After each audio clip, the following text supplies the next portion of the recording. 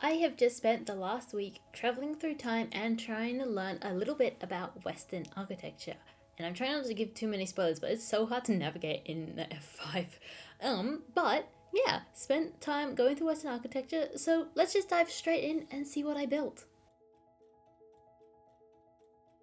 So this first day I decided to look at classical architecture. We're talking ancient Greek, ancient Rome, big pillars, all of that sort of fancy stuff. So you can see me here using pale oak as the base of the pillars because I think the pale oak alongside the quartz just adds a lovely cohesiveness. I'm really glad that they added a white wood to Minecraft. And you can see me just messing around here with the different pillar lengths. I did raise it up a bit just so it would look more proportionate. And then copy and paste on the other side because one of the standouts of these sorts of Parthians, is that the right word, is that they are perfectly symmetrical. So you can see me here going over the roof, variation of smooth quartz blocks and slabs just to add that bit more texture. And then I realized my maths was off, so I had to move it in a little bit. Going through with some stairs and some more pillars, and again it's very repetitive. The same pillar design is repeated multiple times, which is actually true to the original buildings. The pillar designs are very repetitive and very similar throughout the whole structure. And I'm just lighting stuff up with the Minecraft light block. I did have to raise it up a bit. I'm not 100% sold on the smooth stone, but you know, there's no lighter stone. Like, stone was a little bit too dark for me. And then I went through and did the internal pillars as well, because there are internal pillars for a lot of the structures. And yeah, that was my process. Basically a lot of repetition for this one, but I think it turned out quite cute. It is very much like that classical Greek and Roman style, and yeah, that was the first day.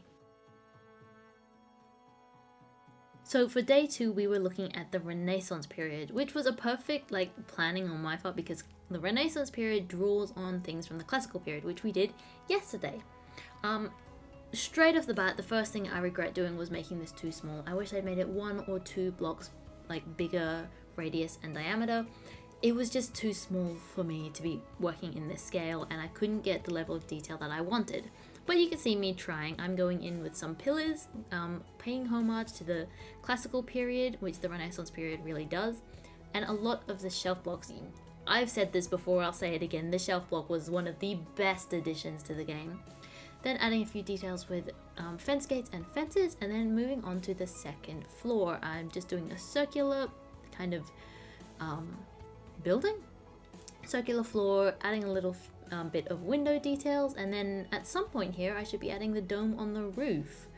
I'm not 100% sure when. Yeah, here we are. We're starting to think about the dome on the roof and then add it in. I think I'm getting better at building domes and structures because I am now successfully able to just wing them without having to do the maths, whereas I used to have to heavily rely on counting and calculations, whereas now it's a little bit easier. But yes, this is my tiny little Renaissance build. I really wish I just scaled it up 1 or 2 blocks. That was probably all that it needed, but you know, you live and you learn, and that was the second day. So today we were looking at Art Deco, and Art Deco to me seems to be characterized more by reflecting luxury. So for some people that was bright, big, intricate shapes. For some people it was lots of color. So I decided to go down the color route because I'd like to challenge myself and get some of these bright, almost goldish colors into my builds. So you can see I'm using a lot of cherry and warped alongside the sandstone. You can kind of see this sort of style. I'm sure you've seen buildings like this in your own neighborhood. I remember every now and then in my city I'd walk past a building and be like, oh, that's different. And that's partially why I challenged myself to build in this particular realm of Art Deco, to challenge myself to build something that was different. Quite a simple structure, it is just a square, but it's mainly about getting the colors to work together. So part of the reason I opted for the warped and the cherry wood is because the teal and the pale pink work really nicely together as a color combination, and alongside the neutral tone of the sandstone and the birch, it just ties the piece together. If I'd gone for a mangrove, it may have worked, but it wouldn't have been as cohesive and as neutral and as true to the original style of Art Deco, which was a bit more pastel. At least the places that I were looking at were a bit more pastel. But yes, this is the final build. You can see a lot of the color, trying to get the palette to work, a lot of trapdoors just to add depth and dimension. But yeah, quite straightforward, but also quite difficult. So I was both deeply looking forward to and absolutely dreading this one because of the amount of details. And straight away I decided I was going to split it down the middle and do only one side and then world edit it, copy and paste it over, flip it. Because the beauty of bark architecture is, yes, it is incredibly detailed and intricate, but it is also relatively symmetrical. But you can see me here, I'm having a lot of fun trying to mimic the complex details, the pillars, the ornate little embellishments, and I'm doing that a lot with trapdoors, shelves, signs, and fences. And these add just a little bit of depth, not too much, not like a full block. You can see that full block clearly wouldn't work in this scenario, but it adds just enough shape and dimension to give that feel of ornateness and elegance and complexity. And then you can see me building the door as well, very similar, trying to use the shelves to push back and give a bit of depth to the panels in the door. I'm going through and just adding a few more details here, doing the top section. You can see, well, you couldn't see, but before I had like a little pillar and the fence gates to add that point, bring your eye level up. And then the window, the big glass window in the middle, and then just going through and adding the final little details. And here you can see I copy and paste it over and add the final pillars. And I was really scared for this, but I had way more fun than I thought it would. It turned out way better than I thought it would. And yeah, this was just such a fun build. So today we were doing medieval architecture. Now this is a style I haven't really done before, so I was a little bit nervous. But the first thing I did was lay out the foundations. So I used spruce wood to create these pillars, and then I went through and added stone bricks and a little bit of texturing with cobblestone, the mossy variant, and normal stone. I also used the shelves and trapdoors to add a little bit of depth to the pillars. Went around and used calcite and diorite for the walls, and then built these little windows. And I decided to use oak trapdoors on the inside just to kind of add like a shuttery effect rather than just glass. And then I went through and did the top section and figured out the first roof. The first pitch of the roof was a 2-block, 1-block, 2-block alternate with slabs and stairs to add cohesiveness, so it's not just like the corners touching. Went through and did the second pitch of the roof, which is again a 1-block, 2-block alternate. However, it is horizontal rather than vertical alternates. You can't really see this, but I am just basically replicating it on the back, exactly the same, making the roof line up. And then you can see here I'm doing the other wall, basically the same color scheme, no windows because it was a little bit small. And then I go through and add a couple of tiny minor details which you can't really see from this angle, but you're about to see roughly now. You can see I've added a bunch of little barrels, pots, and lanterns, and I just think that adds a bit of atmosphere. Also, I added a chimney with some smoke, and I think it just adds to the vibe and the atmosphere of the build. This was a fun one. So for this build, we were focusing on Victorian architecture. So the first thing I did was choose some colors. I opted for pale wood and cherry wood.